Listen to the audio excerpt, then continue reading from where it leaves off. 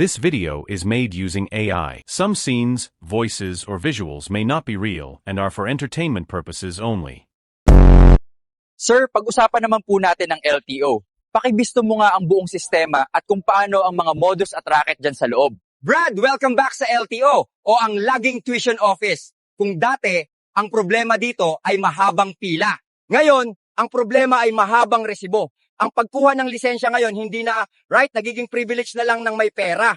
Anti-poor ang sistema. Dimayin natin ang 100% complete menu ng bagong modus. Unahin natin ang driving school mafia o yung tinatawag nilang TDC at PDC racket. Ito ang pinakamalaking negosyo ngayon. Dati, pag kukuha ka ng lisensya, pupunta ka lang sa LTO, mag-exam, drive test, tapos na. Gastos mo wala pang 1,000. Ngayon, required na dumaan sa private driving school. Kailangan mo daw ng theoretical driving course o TDC at practical driving course o PDC. Magkano ang presyo? Ang TDC nasa 1,500 hanggang 2,500 pesos. Ang PDC o yung actual driving aabutin ng 4,000 hanggang 10,000 pesos depende sa sasakyan. So bago ka pa makatapak sa LTO, gumastos ka na ng 10,000 hanggang 15,000 pesos.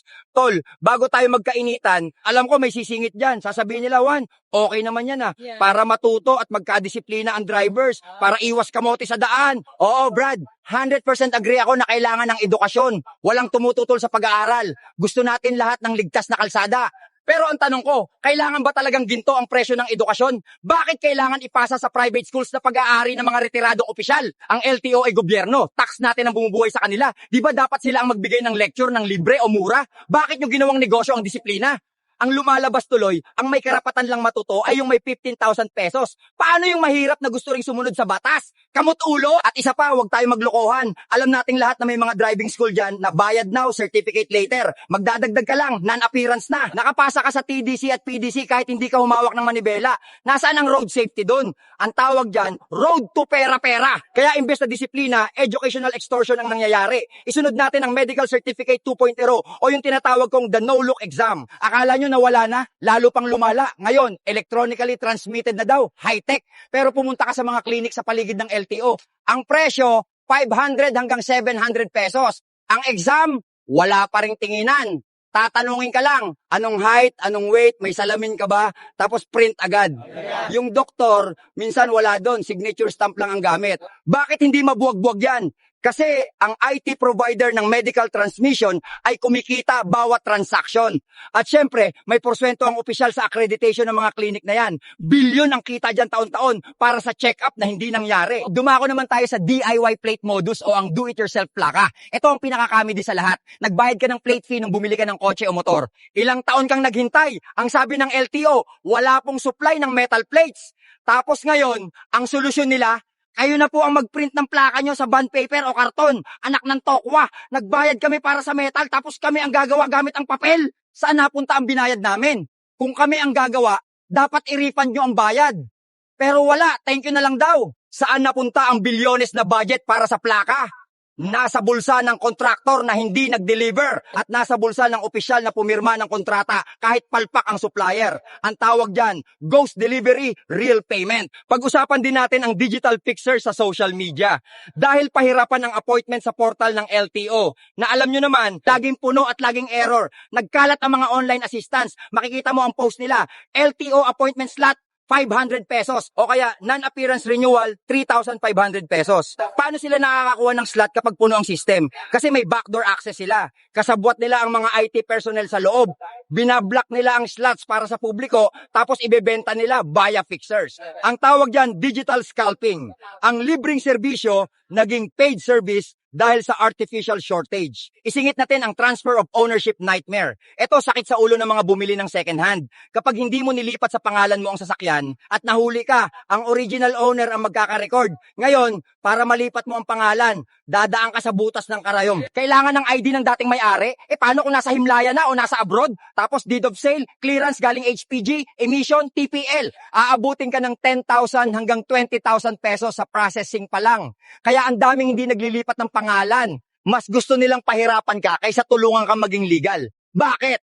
Kasi kapag nahirapan ka, mas kakapit ka sa fixer. At ang pinakabago, ang plastic card shortage o ang the paper license saga. Nagbayad ka para sa ID, ang ibibigay sa'yo, papel. Ang rason, may TRO po sa supplier ng plastic. Laging may kaso, laging may TRO. Bakit? Kasi nag-aaway-away ang mga opisyal at supplier kung sino ang makakakuha ng kontrata. Ang tawag dyan, bidding wars.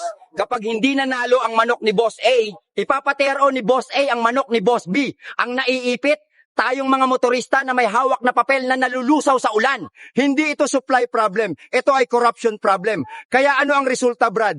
Ang LTO ay naging ahensya na. Pinakamahal maningil dahil sa required driving school. Pinakamabagal magbigay dahil sa plaka at ID na laging wala. At pinakakorap sa kalsada. Isipin mo, tol, ang batas ginawa para sa disiplina. Pero sa LTO, ang batas ay ginawang menu ng presyo. Gusto mo ng lisensya? Magbayad ka ng 15,000 pesos sa driving school. Gusto mo ng rehistro? Magbayad ka ng 3,000 pesos sa non-appearance. Gusto mo ng plaka? Gumawa ka ng sarili mo. Tayo ang nagpapasweldo sa kanila. Tayo ang nagbabayad ng fees. Pero tayo ang laging talo para tayo mga baka nagatasan hanggang sa matuyo. Kaya sa susunod na makita mo ang LTO logo, huwag mong basahin na Land Transportation Office. Dahil sa dami ng binapayaran natin na hindi naman napupunta sa serbisyo, ang tamang basa dyan, legal na tulisan, organisasyon.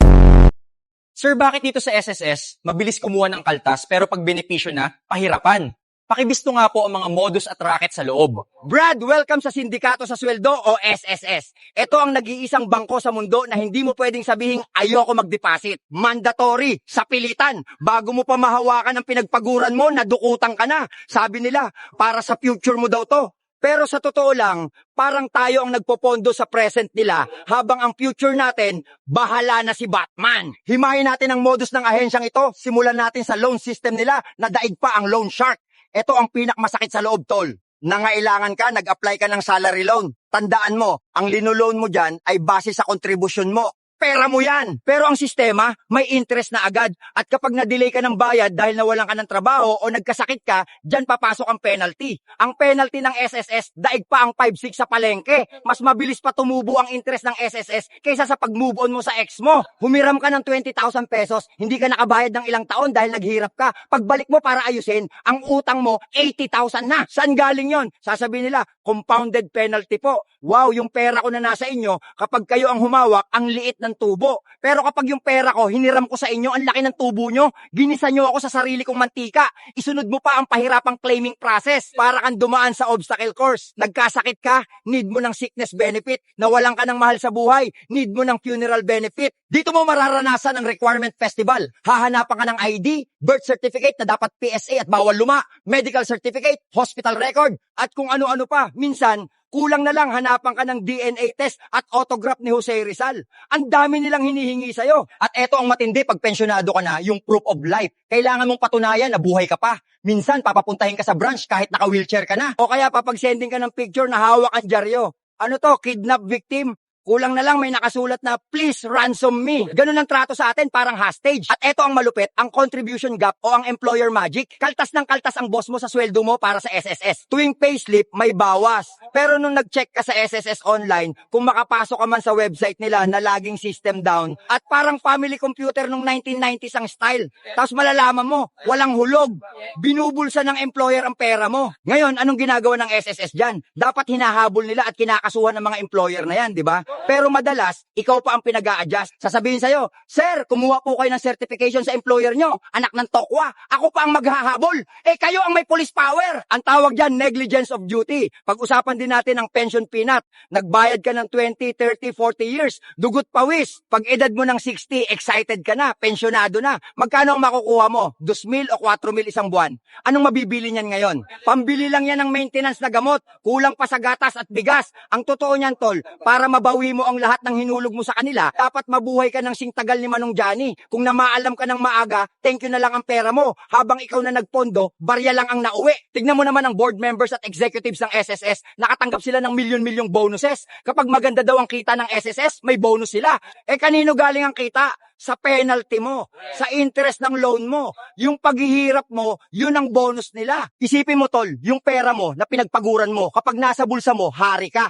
Pero nung nilipat sa bulsa ng SSS, naging alipin ka. Kailangan mo pang magmakaawa, mag-fill up ng form, at magbayad ng penalty para lang magamit ang sarili mong pag-aari. Kaya sa susunod na makita mo ang kaltas sa payslip mo, Huwag kang ngumiti at sabihin, investment ko yan.